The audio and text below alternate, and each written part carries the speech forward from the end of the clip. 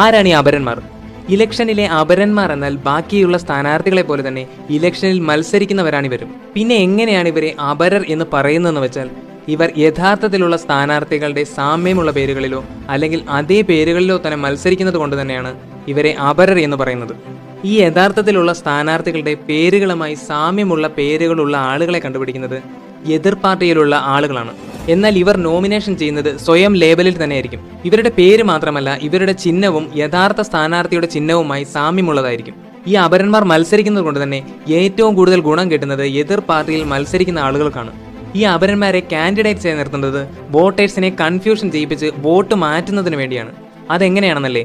നമ്മളിടുന്ന vote എങ്ങനെയാണ് മാറിപ്പോകുന്നതെന്ന് വെച്ചാൽ, ഒരു വോട്ടിന് മെഷീനിൽ തന്നെ സാമ്യതയുള്ള ഒരേ പേരുകൾ വരുമ്പോൾ, അല്ലെങ്കിൽ അതേ പേരുകൾ തന്നെ വരുമ്പോഴോ, അല്ലെങ്കിൽ സാമ്യതയുള്ള ചിഹ്നങ്ങൾ വരുമ്പോഴോ വോട്ടേഴ്സിന് കൺഫ്യൂഷൻ ആകുകയും അവർ ചെയ്ത വോട്ട് അവർ ഉദ്ദേശിച്ച കാൻഡിഡേറ്റ്സിന് പോകാതെ വരികയും ചെയ്യും.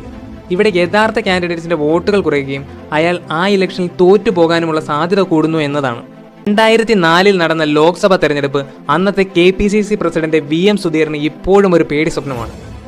2004 പൊതുതെരഞ്ഞെടുപ്പിൽ VM സുധീരൻ മത്സരിച്ച ആലപ്പുഴ മണ്ഡലത്തിൽ VS സുധീരൻ എന്ന് സമാന പേരുള്ള ഒരു ഡമ്മി സ്ഥാനാർത്ഥി തിരഞ്ഞെടുപ്പിൽ മത്സരിച്ചു.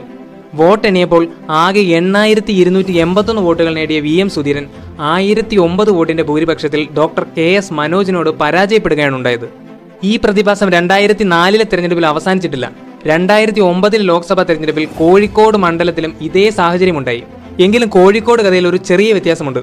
ഒരു ഡമ്മി സ്ഥാനാർത്ഥിയുടെ സ്ഥാനത്ത് CPM സ്ഥാനാർത്ഥി അഡ്വക്കേറ്റ് PA മുഹമ്മദ് റിയാസിന് ആകെ 3 അപരന്മാരാണ് ഉണ്ടായിരുന്നത്.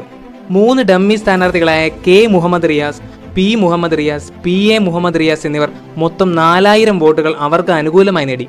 ഔദ്യോഗിക സ്ഥാനാർത്ഥിയായ റിയാസ് 838 വോട്ടുകൾക്ക് കോൺഗ്രസ് സ്ഥാനാർത്ഥിയായ MK രാഘവനോട് പരാജയപ്പെടുകയാണ് ഉണ്ടായത്.